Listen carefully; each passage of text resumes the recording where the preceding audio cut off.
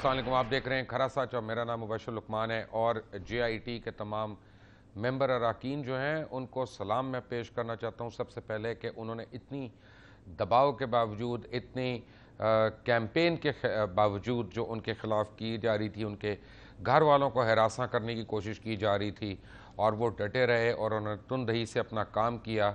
I think they deserve a lot of credit. They are the unsung heroes. और हो सकता है कि हम आने वाले दिनों में कुछ साल के बाद अपने बच्चों को निसाब की किताब में ये पढ़ाएं कि JIT के जो मेंबर्स थे सारे, या आज जो मेंबर्स हैं JIT के, इन्होंने पाकिस्तान की तारीख़ का रास्ता जो है, सिमत जो है, उसको तब्दील किया और बिल आखिर अब इतनी हिम्मत होना शुरू हो गई इस मुल्क में कि वो अपने दरमियान करप्ट और 2 नंबर लोगों को उनकी निशानदही करे। Fact of the matter is कि मियाँ नवाज शरीफ जो हैं वो झूठ बोलते हुए पाए गए हैं। एक दफ़ा नहीं, कई दफ़ा कौम से भी झूठ बोला, असेंबली के फ्लोर पे भी झूठ बोला, उसके बाद सुप्रीम कोर्ट के अंदर झूठ बोला।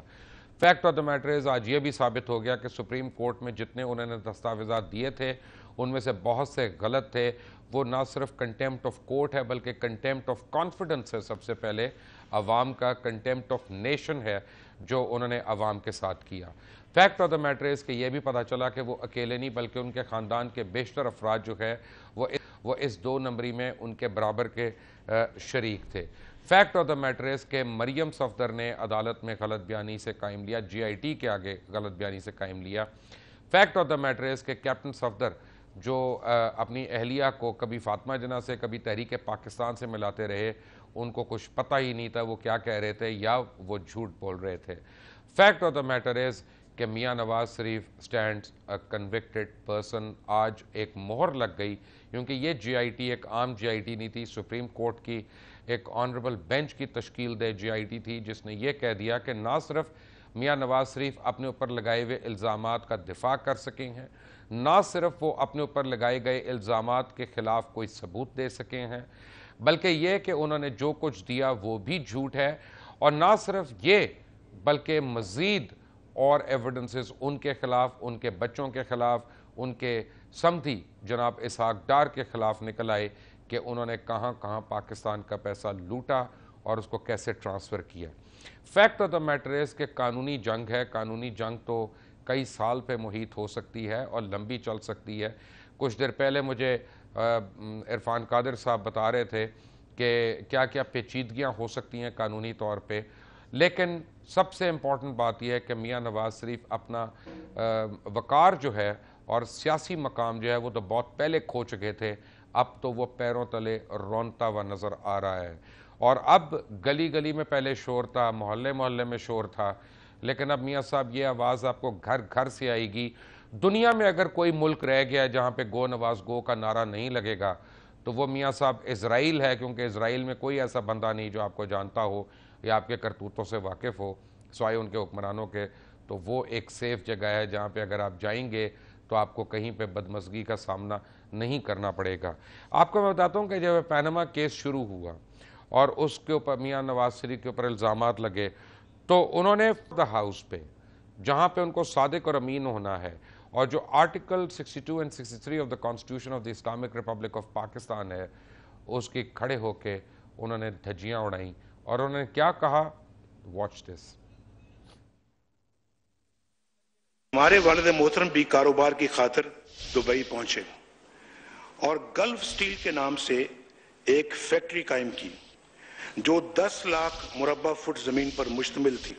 जनाब स्पीकर, यह फैक्ट्री अप्रैल 1980 में तकरीबन 33.37 मिलियन दिरहम यानी $9 मिलियन में फरोख्त हुई। हमारे वालिद मोहतरम ने अदम तहफ़्फ़ुज़ के जिस एहसास के तहत दुबई में सरमायाकारी की थी वो 1999 में दुरुस्त साबित हुआ। तब हमारे वालिद मोहतरम हयात थे। उन्होंने जलावतनी में एक बार फिर कमर बांधी और जद्दा में एक स्टील मिल लगाई। उसकी बुनियादी सरमायाकारी के लिए दुबई फैक्ट्री की फरोख्त से हासिल होने वाले सरमाए ने भी मदद की। हजूर, ये हैं वो ज़राए और वसाइल जिनसे लंदन के फ्लैट्स खरीदे गए। बात यह है कि जब किसी शख्स को अपने बाप और अपने ख़ानदान की तारीख़ बताते हुए कागज़ों का सहारा लेना पड़े और वो कागज़ खोल खोल कर पढ़ रहा हो कि मेरे बाप ने कैसे मेहनत की, तो उससे पता चल जाता है कौन सी मेहनत, कौन सा सच, कौन सा झूठ। कोई बच्चा ऐसा नहीं है जो अपने बाप के मुतल्लिक फ़ख्र से ना ठोक कर बता सकता हो कि उसके वालिद ने क्या मेहनत की। उनको वो भी पढ़ना पड़ा और किसी और का लिखा हुआ पढ़ना पड़ा। फिर टीवी पे बैठ के उन्होंने क्या कहा उसके बाद, वॉच दिस। जो लोग बगैर सोचे समझे इल्जामात लगाते हैं, मैं उन्हें चैलेंज करता हूं कि अगर उनके पास इस ज़िम्न में कोई सबूत है तो इस कमीशन के सामने पेश करें। मेरा अपने आप से ये अहद है कि अगर कमीशन की तहकीकात के नतीजे में मुझ पर कोई इल्ज़ाम साबित हुआ तो मैं एक लम्हे की ताख़ीर के बगैर घर चला जाऊंगा। घर चले जाएंगे? अभी तो आपने अपने वजीरों को, अपने टाउटों को हुकूमत बचाने के लिए प्रेस कॉन्फ्रेंस पे लगा दिया था, जो कह रहे हैं हम इस रिपोर्ट को मुस्तरद करते हैं। मियाँ साहब एक जगह तो खड़े हो जाएं, कभी कुछ कहते हैं कभी कुछ कहते हैं। कितने झूठ बोलने हैं और कितनी और जिल्लत और रुसवाई जो है उसका फेस करना है, क्योंकि अब आपको खुदा न खास्ता अभी तो चंद कंपनियां निकली हैं, अभी तो और बहुत सा कुछ निकल आएगा। याद रखें जब यूसुफ रज़ा गिलानी के ऊपर इल्ज़ाम लगे, उस वक्त के प्राइम मिनिस्टर यूसुफ रज़ा गिलानी, आपने क्या बोला था, याद कराता हूं। अपील से पहले नीचे उतरो, घर जाओ। जब घर जाओगे अपील करो। अगर अपील में तुम्हारे खिलाफ फैसला होता है तो तुम बिल्कुल घर जाओगे, नहीं होता तो फिर तुम वापस अपने वजारत उल्ज़मा के मनसब पे आ जाओगे। इसको भी छोड़ दें, जब उनको अदालत ने कुछ सजा दी या कुछ कहा कि ये इसके अहल नहीं है या कंटेम्प्ट हो रही है, तो उस वक्त आपने क्या कहा? मजीद कौम का वक्त ज़ाय किए बगैर या इसमें मजीद कोई कन्फ्यूजन या क्राइसिस पैदा किए बगैर, क्योंकि ये एक प्राइम मिनिस्टर अब ऐसे हैं जो कि एक कन्विक्टेड प्राइम मिनिस्टर है। इनके खिलाफ फैसला सुनाया गया, इनको सजा दी गई है सुप्रीम कोर्ट की तरफ से। तो मेरा ख्याल है कि अब 30 दिन इधर गुजारें, कुछ और दिन उधर गुजारें, इससे मैं समझता हूं कि कौम का वकार और मजरू होगा। उनके अपने ओहदे, जो उनका जो मनसब है उसका वकार मजरू होगा, पार्लियामेंट का वकार मजरू होगा। और मैं समझता हूं कि ये दुरुस्त बात नहीं होगी। मेरा ख्याल है कि अब इस कन्विक्शन के बाद वज़ीर आज़म को फौरी तौर के ऊपर जो है वो अपना ओहदा छोड़ना चाहिए, उनको स्टेप डाउन करना चाहिए, और फिर जो है वो जो भी उसके बाद हुकूमत बनती है, वज़ीर आज़म मार्ज वजूद में आता है, तो उसके लिए राह हमवार करनी चाहिए। मैं नहीं समझता कि इसके बाद अब जो है वो वज़ीर आज़म को अब वक्त गुजारना चाहिए, हुकूमत को किसी और साजिश में उलझना चाहिए, या सुप्रीम कोर्ट की भी मैं समझता हूं कि इस फैसले की मजीद ये तौहीन होगी। हुआ ये कि वकार मजरू होगा, वकार मजरू होगा। मियाँ साहब पहले डेफिनेशन बताएं, आप वकार कहते किसको हैं, ताकि पता तो चले हम एक ही लफ्ज़ समझ रहे हैं वकार और एक ही मतलब समझ रहे हैं।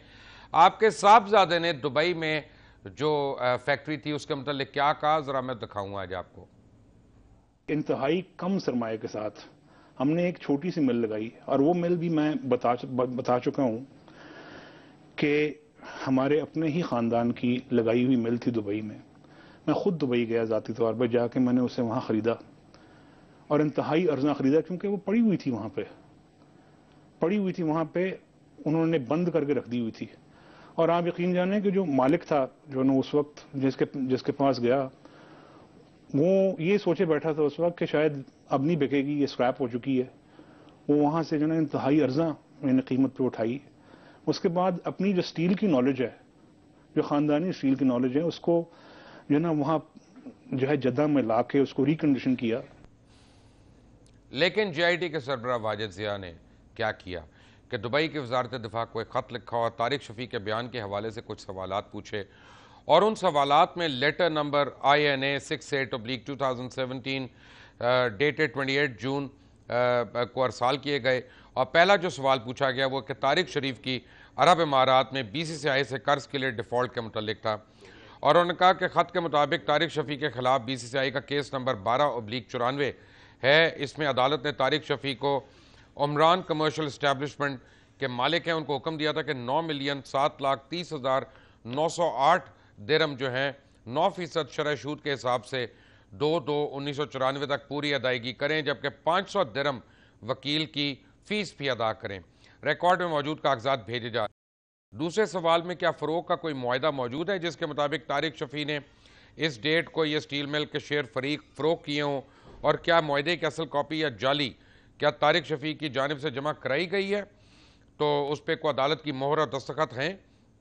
दुबई की अदालत के रिकॉर्ड के मुताबिक 1980 के मुआहदे के मुताबिक एहली स्टील मिल के 25% हिस्सा 1980 में फरोख्त का कोई रिकॉर्ड मौजूद नहीं है, कोई रिकॉर्ड मौजूद नहीं है।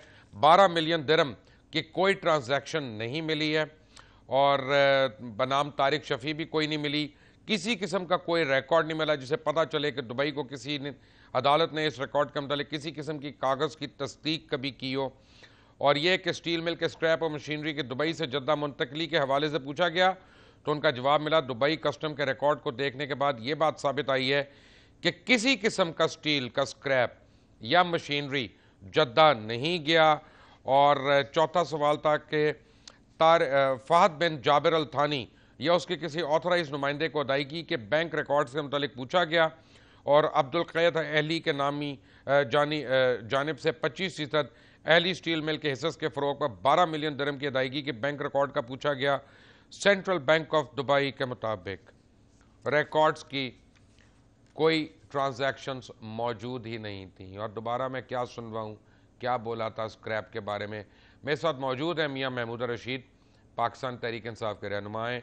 मेरे साथ मौजूद है इरफान कादर, साबिक अटॉर्नी जनरल हैं, माहिर कानून हैं। जनाब अली ज़फ़र साहब भी मेरे साथ मौजूद हैं, साबिक सदर हैं सुप्रीम कोर्ट बार के, और शायद मुझे थोड़ी देर में ज्वाइन कर सकें जनाब लियाकत बलोच, वो इस वक्त जमात इस्लामी का जो हंगामी इजलास हो रहा है उसमें शिरकत के लिए वो उठे हैं। बट आप सबका बहुत बहुत शुक्रिया। वेरी क्विकली,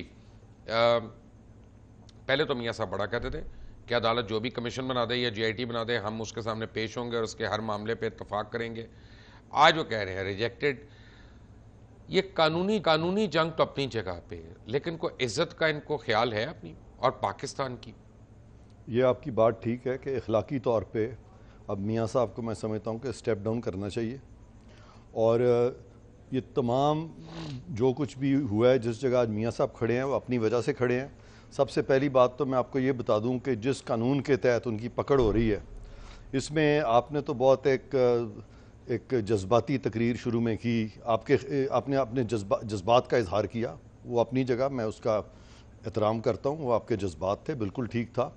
लेकिन दर हकीकत इसमें GIT भी कुछ नहीं कर सकती थी, सुप्रीम कोर्ट भी कुछ नहीं कर सकता था। लीगल फ्रेमवर्क इतना स्ट्रॉन्ग है, और इस लीगल फ्रेमवर्क का क्रेडिट भी मियाँ नवाज शरीफ को जाता है, और ये जो लीगल फ्रेमवर्क बनाया था उसके तहत मूरद इल्ज़ाम भी मियाँ नवाज शरीफ ठहरे हैं। उसकी वजह यह है कि ये लीगल फ्रेमवर्क पहली दफ़ा 97 में जब इनकी हुकूमत थी तो तब ये इंट्रोड्यूस किया गया था, ये वाला clause 5 of section 9 of the national accountability ordinance. पहले ये एहतसाब का जो कानून बनाया गया था उसमें ये पहली दफ़ा पाकिस्तान में ये डाला गया था, और इन्हीं का बनाया हुआ कानून, इन्हीं की बहाल की हुई अदलिया, इनको कोई नहीं बचा सका।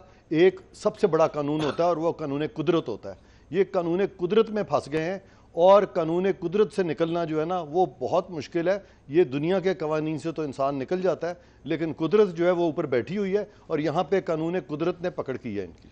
क्या नवाज शरीफ के इस्तीफे से काम चल जाएगा कि पूरे टब्बर को अब घर जाना पड़ेगा? हाँ, अब यहाँ पे एक मैं आपको बताऊँ कि मैंने मरियम साहिबा का भी मौक़िफ़ सुना, हुसैन साहब का, हसन साहब का, तो मैं उन्होंने ठीक कहा, उन्होंने कहा जी हम पे इल्ज़ाम किस बात का है। देखें, ये छोटे छोटे बच्चे थे जब मियाँ साहब पहली दफ़ा चीफ मिनिस्टर बने, वो 32 साल पहले की बात है। ये हार्डली तब अभी टीन एजर होंगे, शुरू हुए होंगे टीन एज में या एडोलेसेंस में होंगे, ये बहुत छोटे थे सारे। तो लिहाजा ये जो कुछ भी था, जैसे आपने क्लिप्स दिखाए हैं, उसमें मियाँ साहब ने खुद कहा कि ये हम उज़र आए, और उन्होंने कहा कि मेरे पे अगर इल्ज़ाम लगेगा तो मैं हर चीज़ बताऊंगा। तो उनको खुद सामने आना चाहिए था। उन्होंने बच्चों से ला ताल्लुकी का इजहार करके बच्चों को आगे कर दिया। वो बच्चे ठीक कह रहे हैं, उन बेचारों को क्या पता वो इतनी जायदादें बना सकते हैं। आप मुझे बताएं कि इतने कम अरसे में ये बच्चे जिनके के वालिद जो हैं एक 30-32 साल के अरसे तक प्राइम मिनिस्टर रहे हों और चीफ मिनिस्टर हैं, वो इतना बड़ा बिजनेस करेंगे। बिजनेस तो उनके वालिद का था, और उनके वालिद से अगर ट्रांसफ़र होके आया है तो वो टेक्निकलिटीज़ में जा रहे हैं कि बच्चों के पास आया। मियाँ साहब को अगर पता नहीं था तो उन्होंने पार्लियामेंट में क्यों कहा था कि ये ज़राए हैं, और उस वक्त तो उन्होंने कौम को यकीन दिलाया था कि उनको पता है। तो ये जो सुप्रीम कोर्ट में इन्होंने अपना स्टांस चेंज किया, इससे तो इन्होंने और अपने आप को फंसा लिया। कतर का खत, कतर के खत की कोई हैसियत नहीं है, उसकी कतन कोई हैसियत नहीं तो है। वो वाहिद इनके पास एक श्रेड ऑफ पेपर है नहीं जिसको वो कह रहे हैं कि जी ये हमारा प्रूफ है। देखें, मेरा लगता है एक तो इनकी जो लीगल एडवाइस है प्रॉबेबली मुझे उसके बारे में भी कोई रिजर्वेशन है, मेरा ख्याल है इनको सही एडवाइस ही नहीं किया गया। अब कतर के खत की जो वक़्त है मैं आपको बता देता हूँ। कानून में दो चीज़ें होती हैं, एक होती है डाइंग डिक्लेरेशन, एक होती है हेयरसे एविडेंस। डाइंग डिक्लेरेशन उस शख्स की होती है जो इस दुनिया में ना रहा हो, और जब उसने वो स्टेटमेंट दी हो तो उस वक्त उसको खुद महसूस हो रहा हो कि अब वो मरने वाला है। ऐसी कोई चीज़ कतरी शहजादे ने अपने वालिद के बारे में नहीं कही। दूसरा ये होता है कि अगर वो नहीं भी इस तरह की ख्याल में कि वो मरने वाला है, लेकिन वो स्टेटमेंट देने के फ़ौरन बाद मर जाता है, तो भी उसकी कुछ वक़्त होती है कानून में, फिर भी वो हेर से नहीं होता। वो बात भी इन्होंने नहीं की। उन्होंने कहा किसी स्टेज पे उनके वालिद साहब ने बताया तो प्योर हेयर से है, और उसको सुप्रीम कोर्ट तो ठीक रिजेक्ट कर चुकी है, लेकिन इसको कानून भी लीगली इररेलेवेंट इनएडमिसिबल करार देता है। इसकी कोई हैसियत नहीं है, ये रद्दी की टोकरी से ज़्यादा इसकी कोई हैसियत नहीं है। एक आपको मैं बात बता दूं कि जनाब अहम बात है कि कतर के अंदर उन्होंने कहा कि जी हमारे वालिद ने इन्वेस्टमेंट की जाके। मैं चैलेंज कर रहा हूँ मियाँ नवाज शरीफ को, नेशनल टेलीविज़न के ऊपर मैं मियाँ मोहम्मद नवाज शरीफ को चैलेंज कर रहा हूँ कि कोई सबूत दे दें कि उनके वालिद सारी ज़िंदगी में कभी कतर गए, एक दफ़ा भी उनका कोई वीज़ा इशू हुआ है, कोई स्टैंप लगी है, कतर ट्रैवल किया है उन्होंने डायरेक्टली या इनडायरेक्टली, इवन स्टॉप ओवर किया है कोई एक दिन का। और उस ज़माने में जब उनके वालिद हयात थे, क्या कतर का शहंशाह जो है बादशाह, वो कभी पाकिस्तान आया? ना वो यहाँ पे आया, ना ये वहाँ पे गए। पैसे कौन लेकर गया? जुराबों के अंदर भेजे थे मियाँ साहब। एक ब्रेक के बाद आऊँगा तो आपको बहुत सी चीज़ें बताऊँगा। Take a break.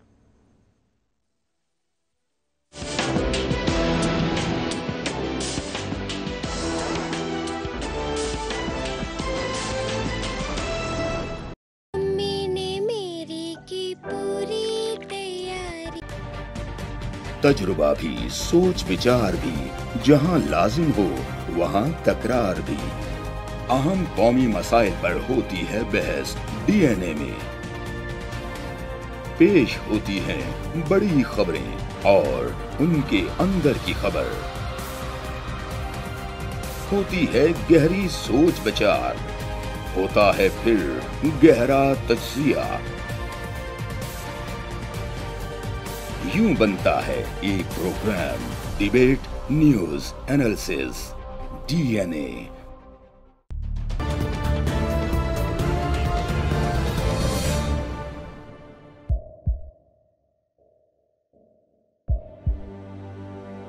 आवाजों के शोर में मकासद गुम हो जाते हैं।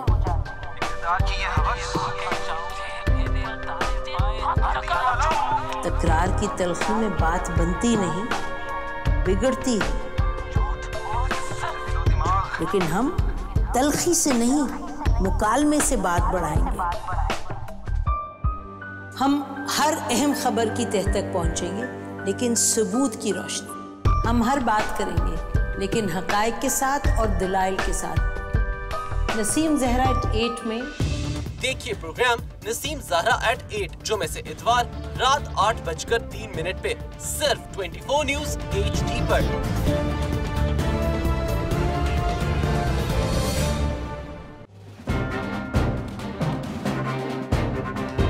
लिखते रहे जुनू की हिकायात खूं चुका।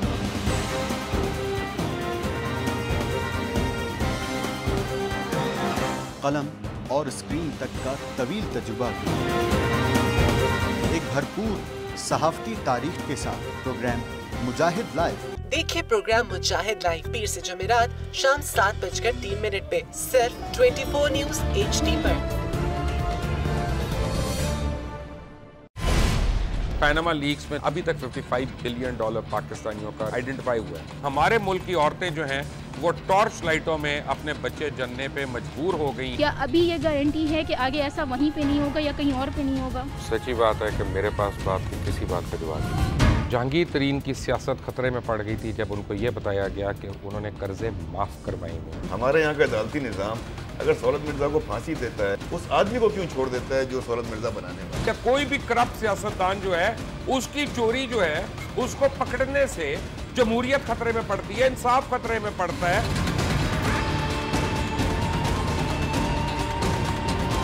जो ताकतवर लोग हैं उनके लिए ना कानून है ना इंसाफ है। अब ये जवाई पुलिस यानी दामाद पुलिस में कन्वर्ट हो चुकी है। जितना लुच्चा उतना ऊंचा, इस मुल्क की तो ये स्टोरी है। जैसी करनी वैसी भरनी।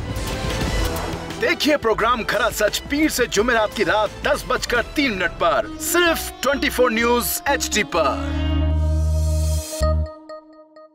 इंशाल्लाह हम कौम की तकदीर बदल देंगे, इंशाल्लाह लोड शेडिंग खत्म कर देंगे, एम्प्लॉयमेंट लेकर आएंगे, इंफ्रास्ट्रक्चर बिल्ड करेंगे। तो मैं इन बातों पर यकीन ना करूं क्योंकि वो असेंबली में बात कर रहे हैं और ये सब सियासी बयान है, इनकी कोई अहमियत नहीं है। क्या कहेंगे आप? अभी आप एक प्रोग्राम कर रहे हैं, दूसरा इसी तरह करेंगे तो आपके थोड़ा सा ना उसमें लफ्जों में फर्क पड़ जाएगा। आपने भी तारीख पढ़ी है और तारीख बशरियत में अब तक यही होता आया है कि माँ बाप ने अपनी औलाद को बचाने के लिए बड़ी कुर्बानियां। एक दौर ऐसा भी आएगा कि एक शख्स अपनी वजारत उज़्मा बचाने के लिए पूरी दुनिया में अपने बच्चों को चोर, डाकू और लुटेरा कहलवाएगा। कुलभूषण यादव, आपने इंडिया का मंकी पकड़ा हुआ है, तो उसको दुनिया के आगे प्रेजेंट क्यों नहीं करते? UN में 14 साल बाद पाकिस्तान के किसी सरबराह ने खड़े होकर कश्मीर पे जोर मचाया। कुलभूषण का नाम नहीं लिया। देखिए प्रोग्राम इख्तिलाफ राय पीर ता जुमेरात रात 8:03 पर सिर्फ 24 न्यूज HD पर।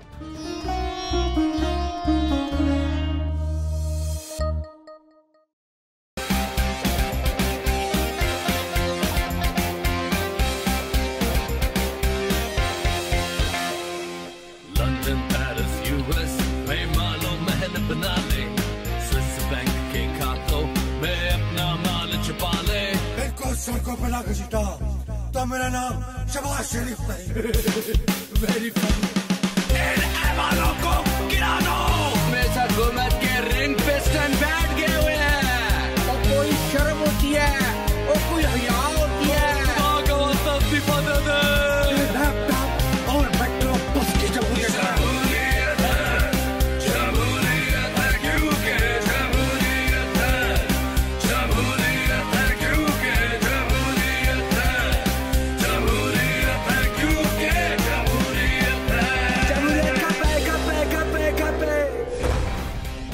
देखिए क्योंकि जमहूरियत है हर जुमे की रात 11:03 पे सिर्फ 24 न्यूज HD पर।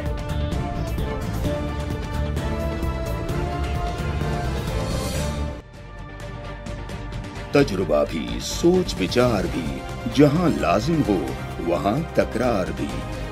अहम कौमी मसाइल पर होती है बहस DNA में।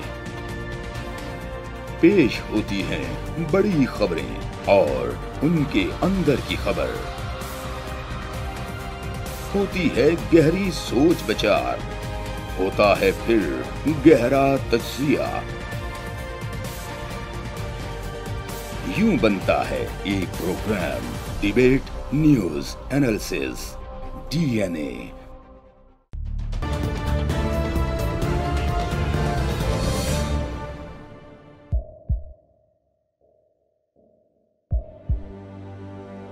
आवाजों के शोर में मकासद गुम हो जाते हैं।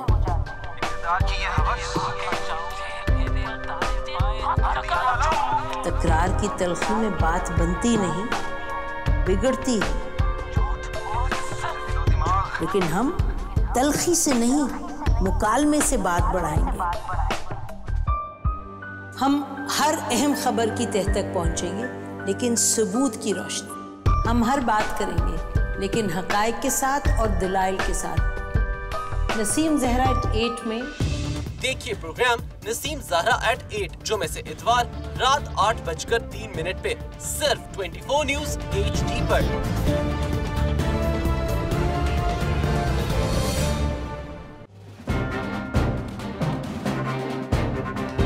लिखते रहे जुनू की हिकायात खूं चुका।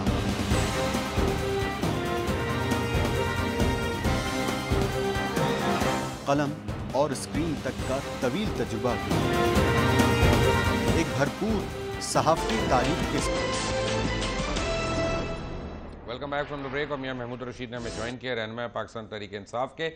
एक बात मैं बताता चलूँ आपको कि मियां नवाज शरीफ ने अपने और अपने अहल खाना को तो रुसवा किया है और मजीद रुसवा करने पर तुल गए हैं, साथ ही वो पाकिस्तान के बहुत अहम मीडिया ग्रुप जंग ग्रुप के भी पीछे पड़ गए। वो जंग ने उनको सपोर्ट किया, उनको डिफेंड किया, उस चक्कर में वो इतना आगे चले गए कि आज अदालत में खड़े होकर उनको कंटेम्प्ट ऑफ कोर्ट का शो कॉज नोटिस भी लेना पड़ा। मियां महमूद रशीद साहब, पहले तो मैं आपको और आपकी तमाम पार्टी को और आपके चेयरमैन को ख़ास तौर पे मुबारकबाद देना चाहता हूं कि आप लोग जिस तरह यानी साबित कदमी से 1.5 साल से इस चीज़ को फॉलो अप कर रहे हैं। पाकिस्तान में बहुत से लोग और दानिश्वर थे जो आप लोगों को कहते थे कि अजीब किस्म का ख्वाब देखते हैं, इस मुल्क में कभी ऐसा नहीं हो सकता। और अगर उस वक्त पीपल्स पार्टी के मशवरे पे मियां नवाज शरीफ असेंबली के अंदर वो TORs बनने देते और असेंबली के अंदर ये होता रहता तो आज ये दिन ना देखना पड़ता। तो मुझे तो लगता है कि जहाँ पे आप लोगों की ख्वाहिशात थीं वहाँ कुदरत का बहुत बड़ा अमल दखल था कि मियां नवाज शरीफ खुद ही उस दंदल में धंसते चले गए।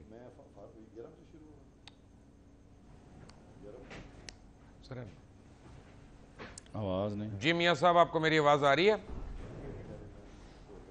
मियां साहब आपको... जी आपकी आवाज दरमियान में कटी, अब आ रही। जी मैंने कहा आपको बहुत बहुत मुबारक हो, और लगता है ये कि अल्लाह ताला जो है उसने इनको इस दलदल में फंसाया है, बंदा तो कुछ नहीं कर सकता था। बशर ये मेरा ख्याल है कि आपको हम सब को पूरी पाकिस्तानी कौम के लिए ये मुबारकबाद का दिन है कि पहली दफ़ा पाकिस्तान की 70 साल तारीख़ में किसी मुक़्तदर ख़ानदान की अकाउंटेबिलिटी हुई है, अदारों की किसी न किसी हद तक रिट बहाल हुई है। इस मुल्क के अंदर जो सब कुछ अदारे नाम की कोई चीज़ बाकी नहीं, कोलैप्स हो गया था सिस्टम।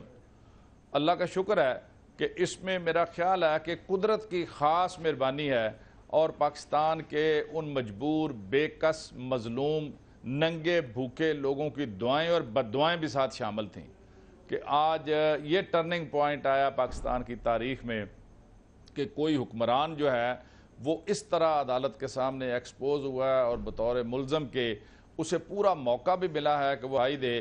और मेरा ये ख्याल है कि मियां नवाज शरीफ को शायद अभी भी समझ नहीं आ रही। हम बड़ी देर से ये कह रहे थे कि अगर ये ऑनरेबल तरीके से सुप्रीम कोर्ट के फैसले के बाद रिज़ाइन कर देते तो शायद कुछ इज्जत इनकी बच जाती।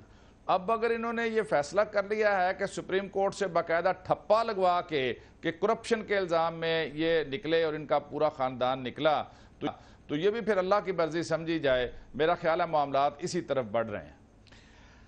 ऐसा अपना महमूद रशीद साहब, बात यह है कि मियां नवाज शरीफ और उनके हवारियों ने तो फैसला कर लिया है कि सड़क पे आएंगे, लड़ाई झगड़ा कराएंगे, बलवा होगा, लॉ एंड ऑर्डर सिचुएशन होगी, कुछ सर फटेंगे, फिर ही कुछ हो, किसी और ने उतारना है तो उतारे उनको आके। वो बस जिद हैं कि उन्होंने ढिठाई से इसी तरह रहना है। अब ऐसे में क्या सूरत हाल रह जाती है, आपके पास क्या ऑप्शन रह जाता है?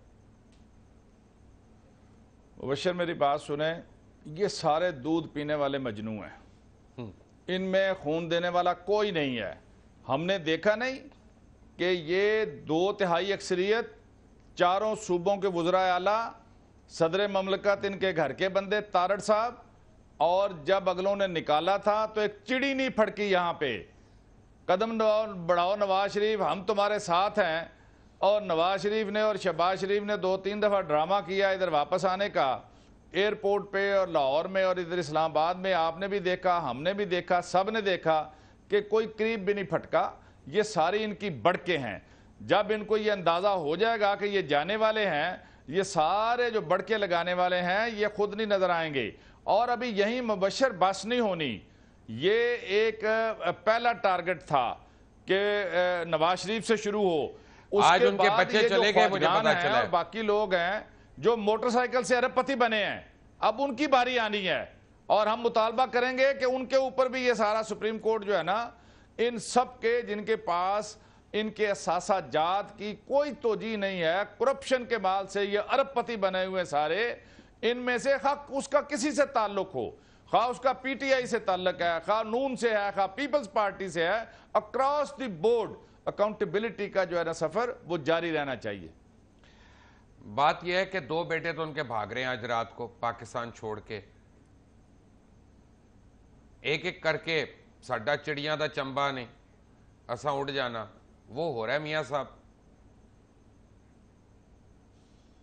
इसीलिए तो इमरान खान ने आज कह दिया कि ECL में इनके नाम डालने, ये अरबों रुपए का लूट का पैसा है, ये हमने वापस लेना है।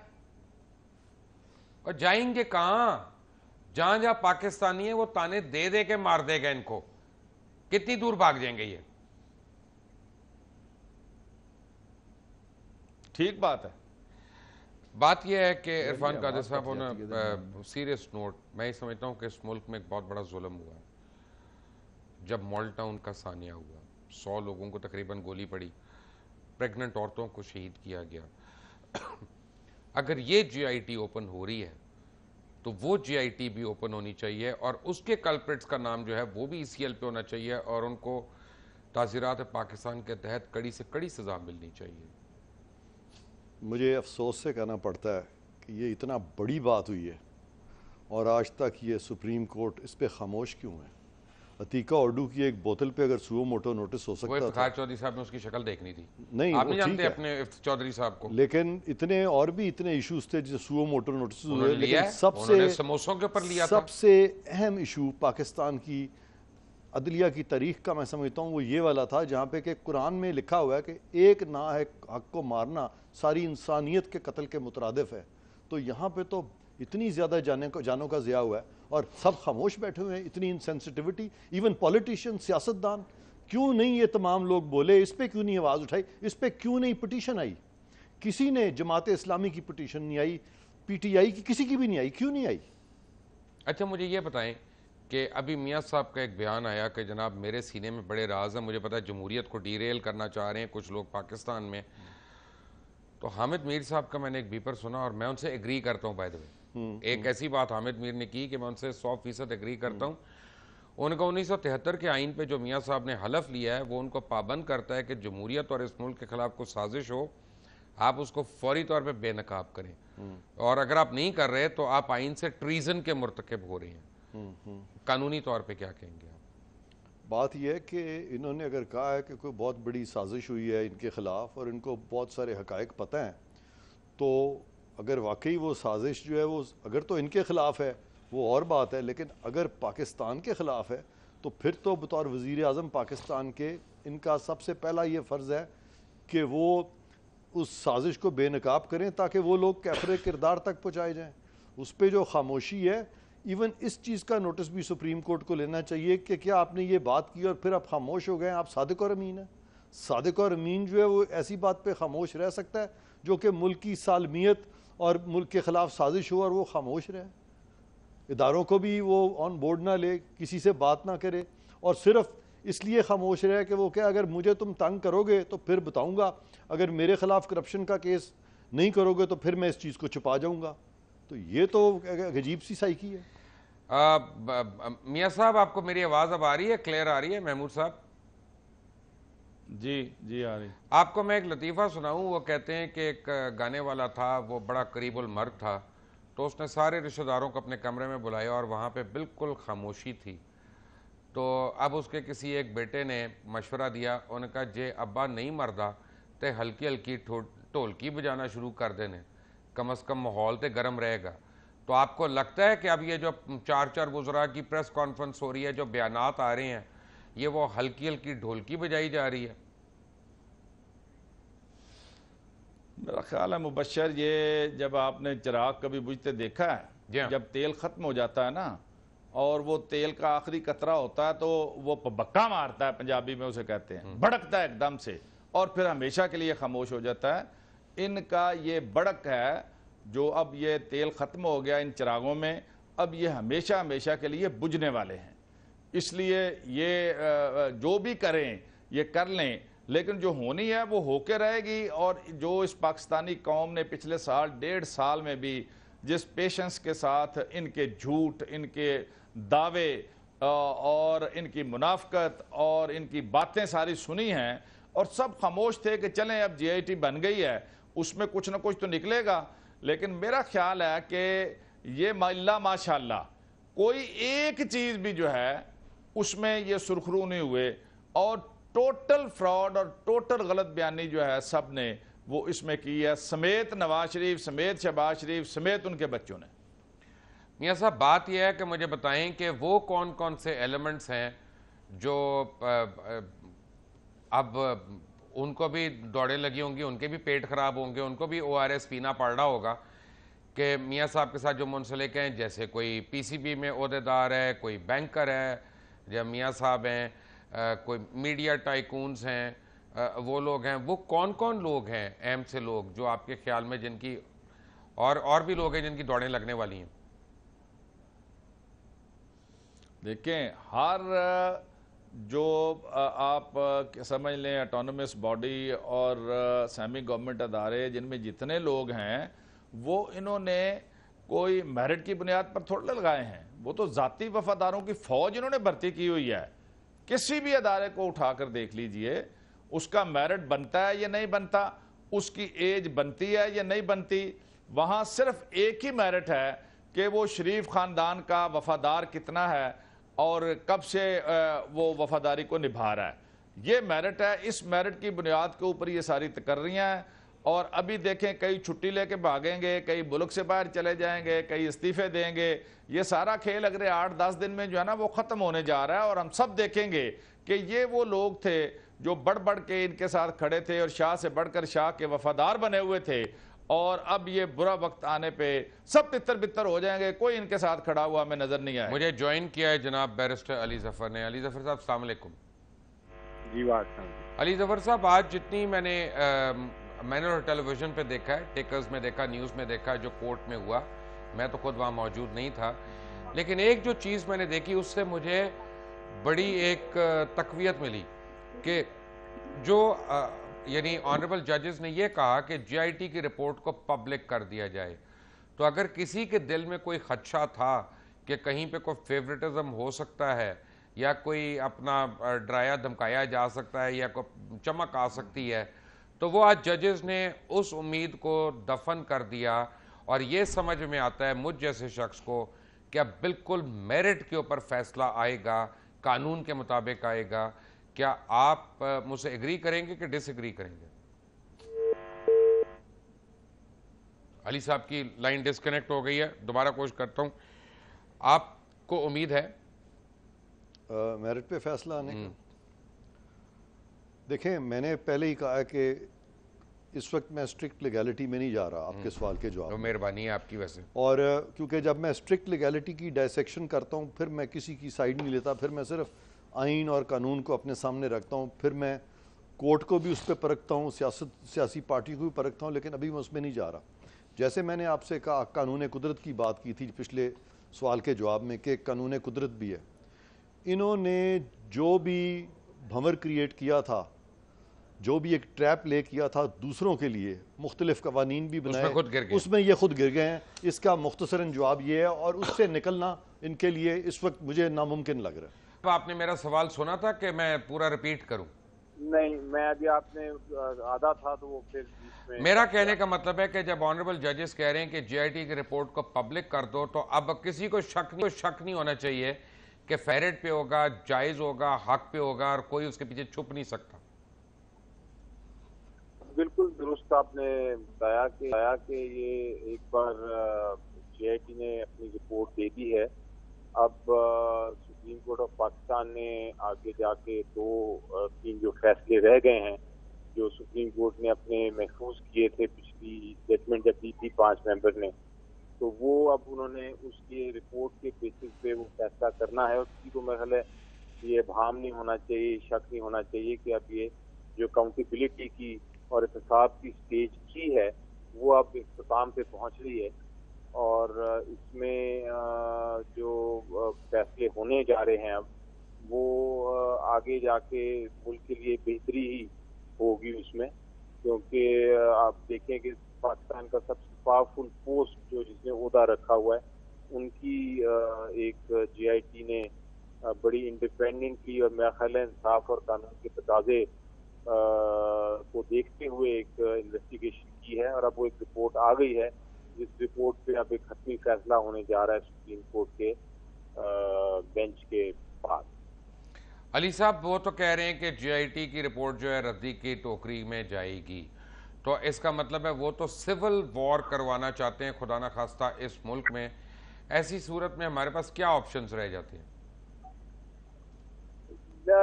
देखें मुझसे साहब, मेरा नहीं ख्याल कि वो पॉसिबिलिटी अराइज होगी, क्योंकि अभी JIT की जहाँ तक रिपोर्ट का ताल्लुक है उस हद तक तो वो चलें, उनका हक है कि वो एक बार फिर उसके मेरिट्स पे या उसके इश्यूज पे रेज करें ऑब्जेक्शंस, और जो भी इतराज़ात हैं उनके सुप्रीम कोर्ट ऑफ पाकिस्तान में लेके जाएं।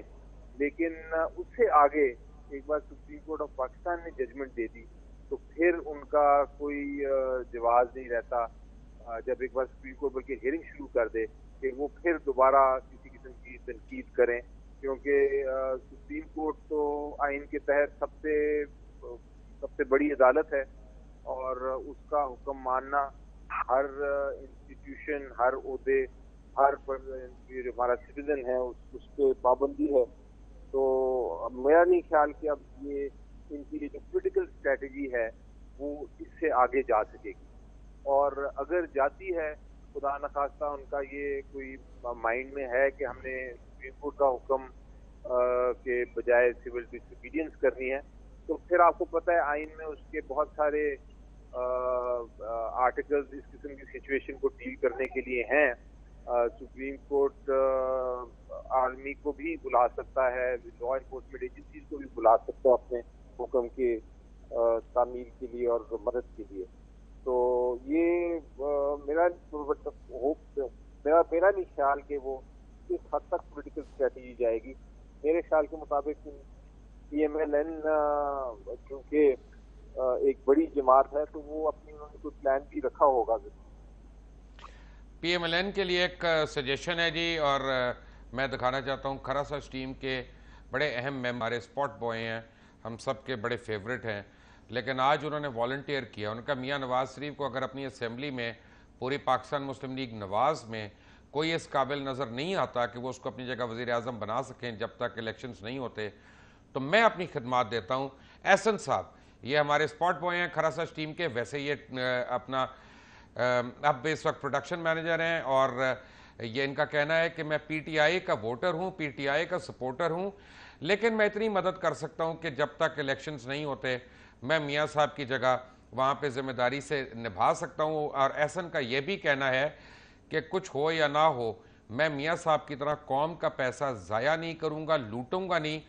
तो आप ये सोचें कि कितना पैसा बचेगा, फैसला आप लोगों ने करना है एक ब्रेक के बाद। Take a break.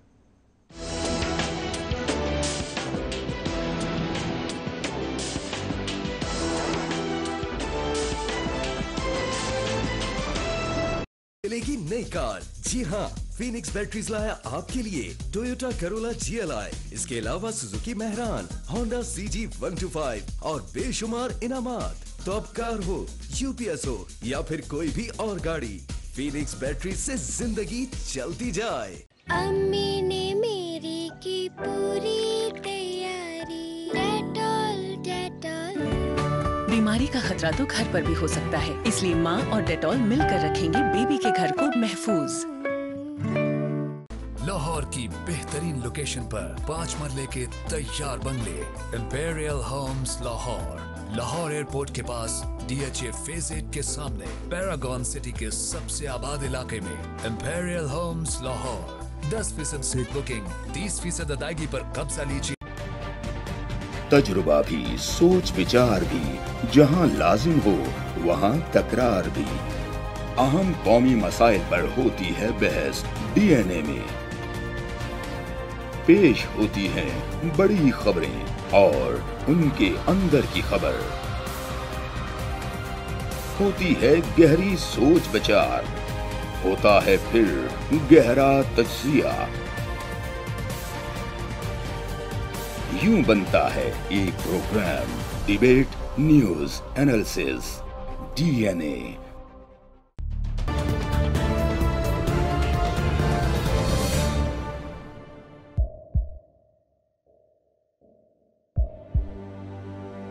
आवाजों के शोर में मकासद गुम हो जाते हैं।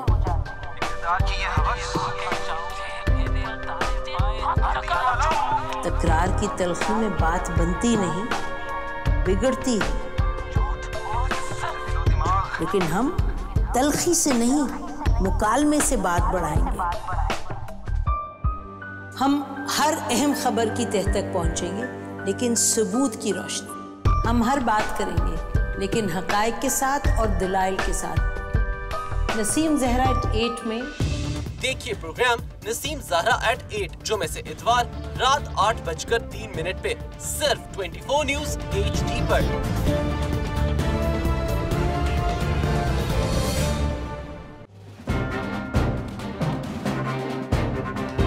लिखते रहे जुनू की हिकायात खूं चुका,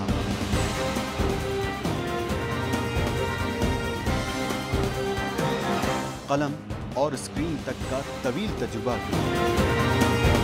एक भरपूर सहाफती तारीख के साथ प्रोग्राम मुजाहिद लाइव। देखिए प्रोग्राम मुजाहिद लाइव पीर से जुमेरात शाम 7:03 पे सिर्फ 24 न्यूज़ HD पर। पैनामा लीक्स में अभी तक $55 बिलियन पाकिस्तानियों का आइडेंटिफाई हुआ है। हमारे मुल्क की औरतें जो हैं वो टॉर्च लाइटों में अपने बच्चे जनने पे मजबूर हो गई। क्या अभी ये गारंटी है कि आगे ऐसा वहीं पे नहीं होगा या कहीं और पे नहीं होगा? सच्ची बात है कि मेरे पास बात की किसी बात का जवाब नहीं। जहांगीर तरीन की सियासत खतरे में पड़ गई थी जब उनको ये बताया गया कि उन्होंने कर्जे माफ करवाएंगे। हमारे यहाँ का अदालती निज़ाम अगर सौलत मिर्जा को फांसी देता है, उस आदमी को क्यों छोड़ देता है जो सौलत मिर्जा बनाने वाला? क्या कोई भी करप्ट सियासतदान जो है उसकी चोरी जो है उसको पकड़ने से जमहूरियत खतरे में पड़ती है, इंसाफ खतरे में पड़ता है।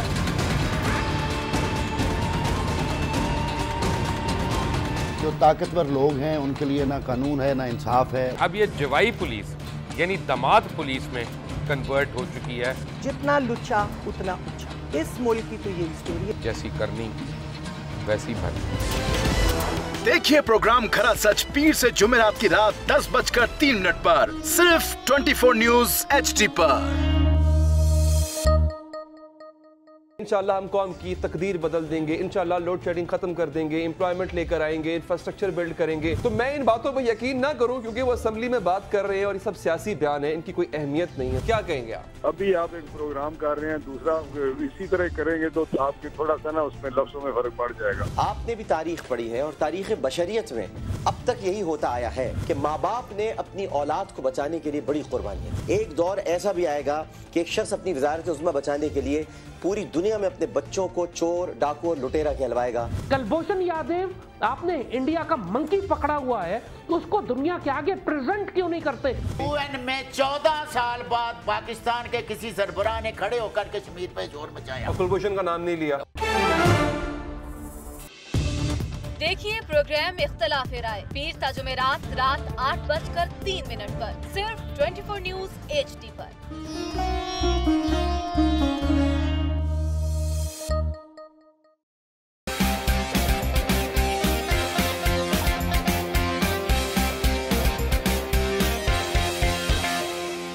लंदन, पेरिस, US में मालो महल बना ले, स्विस बैंक के खातों में अपना माल छुपा ले। इनको सड़कों पर लाकर सीटा तो मेरा नाम शबाज शरीफ नहीं। Very funny. इन ऐवानों को गिरा दो। हमेशा हुकूमत के रिंग पे स्टैंड बैठ गए हुए हैं। और कोई शर्म होती है और कोई हया होती है। और मेट्रो बस की जमहूरियत है क्योंकि जमहूरियत है, जमहूरियत है क्योंकि जमहूरियत है, जमहूरियत है क्योंकि जमहूरियत है। जमहूरियत का देखिए क्योंकि जमहूरियत है हर जुमे की रात 11:03 पे सिर्फ 24 न्यूज़ HD पर।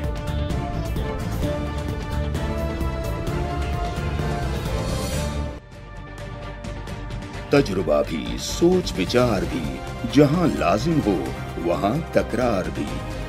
अहम कौमी मसाइल पर होती है बहस DNA में। मियां महमूद रशीद साहब, बात यह है कि बबलू की एक तस्वीर लीक हुई थी तो बड़ा वावेला मच गया था। आज न्यूज़ में पूरा एक GIT की तरफ से सुबह को उसके आने से पहले, रिपोर्ट के आने से पहले एक बड़ा तफसीली फीचर शाया हुआ है अहमद नूरानी का। उसके ऊपर अभी तक नून लीग ने वावेला नहीं किया कि ये कैसे लीक हो गया, ये कहाँ से आया। वो सही है गलत तो बात की बात है, गलत तो साबित हो गया टोटल, लेकिन उसके ऊपर वावेला क्यों नहीं हो रहा? क्या ये चोरी नहीं थी? वो देखें जी, ये तो अगर भिजवाई या खुद कर रहे हों, ये फ्रंटमैन का किरदार अदा कर रहा है मीर शकील रहमान, और अरबों रुपए के इश्तहारात और सहाफ़त, जर्द सहाफ़त की बदतरीन मिसाल ये इन्होंने कायम की हुई है। यानी ये ना मुल्क के सच्चे हैं, ना कौम से इनको कोई दिलचस्पी है, ना ईमानदारी से कोई दिलचस्पी है। ये बस पैसा इनका सब कुछ है, और इस पैसे के लिए वो इतना गिर जाते हैं कि तमाम हदूदो क़यूद को जो है ना वो अबूर कर लेते हैं। अभी आप अपने वो एक वर्कर की बात कर रहे थे कि उन्हें वज़ीर आज़म वो कहते हैं जी मैं अपने आप को रज़ाकाराना तौर पर पेश करता हूँ, तो ये आपके कहने पे तो नहीं, मीर शकील रहमान को कहें कि वो इनका नाम दे दें, चूँकि उनकी आपस में बहुत है ना। जो ये न्यूज़ का जो आपने आज इस आर्टिकल का हवाला दिया, कोई इसका सर पर है।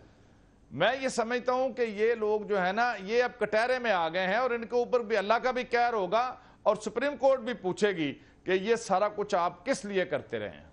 मियाँ साहब, प्रॉब्लम ये है, आप मेरी बात को सीरियस समझिएगा। मैं जब आपको एहसन साहब की तस्वीर दिखाई थी, उनका ऑफ़र दिखाई थी, मैं बड़ा सीरियस, तो उसकी वजह यह है कि जनाब एहसन साहब का ये कहना है कि जिन्होंने कहा कि मुतबादल अपने आप को मियाँ नवाज शरीफ को उन्होंने पेश किया, उनका 20 करोड़ अवाम में से कोई भी पर्ची निकाल लो, जिसको भी वज़ीर आज़म बना लोगे, कम से कम वो इतना करप्ट तो नहीं होगा, इतना चोर तो नहीं होगा, कुछ शर्म और हया तो उसमें होगी। तो अगर पाकिस्तान को फ़ायदा ना भी दे सके, नुकसान तो नहीं पहुँचाएगा वो कम से कम।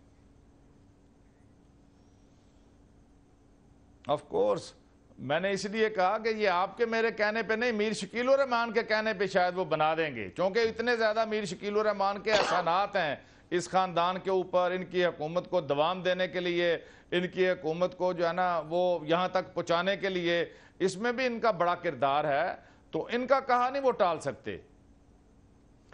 मैं आपको एक बात बताऊं मियां महमूद रशीद साहब, मैं एक सहाफ़ी भी हूं, इन्वेस्टिगेटिव जर्नलिस्ट भी हूं। बहुत हमने शोज़ किए, 1.25 साल 1.5 साल से पैनमा को भी कवर कर रहे हैं, लेकिन मैं आपको ऑन टेलीविज़न हल्फन ये बता रहा हूं, हम में से किसी ने पैनमा केस में कोई कंट्रीब्यूशन नहीं की। ये कुदरत की तरफ से हुआ है, जो कुछ हुआ है हम सिर्फ उसको हाईलाइट करते रहे हैं, हम सिर्फ आपके सामने लेके आते रहे हैं। Fact of the matter is कि मुझे ये लग रहा है, जैसे पहले अभी थोड़ी देर पहले जनाब इरफान कादिर साहब फरमा रहे थे, लगता ये अल्लाह से डर के मैं कह रहा हूँ कि ये अल्लाह की पकड़ में आए हुए हैं।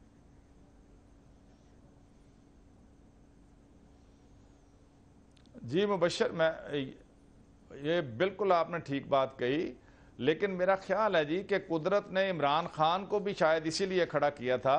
इमरान खान अगर हकीकी मानों में मैं ये कहूँ कि वो अपना काम मुकम्मल कर चुका है, यानी उसने कौम को अवेयरनेस दी, कौम को जुर्रत दी, कौम को दिलेरी का सबक दिया, और बड़ी कुव्वत के साथ और बड़ी जुर्रत और बहादुरी के साथ कंसिस्टेंटली पार्टी के अंदर से, पार्टी के बाहर से बेशुमार दबाव थे, और ये अल्लाह ताला का खास मेहरबानी थी, उसे ये काम लिया उसने कि ये एक नए पाकिस्तान की बुनियाद इंशाअल्लाह इसके बाद पड़ेगी, जब इस तरह के लुटेरों और डाकू हुक्मरानों से जान छूटेगी। आइंदा के लिए लोगों को भी नसीहत होगी, और जो लोग दूसरे इस कैटेगरी के हैं उनकी बारी भी आएगी। तो मैं ये समझता हूँ इसमें आप सबको भी क्रेडिट जाता है।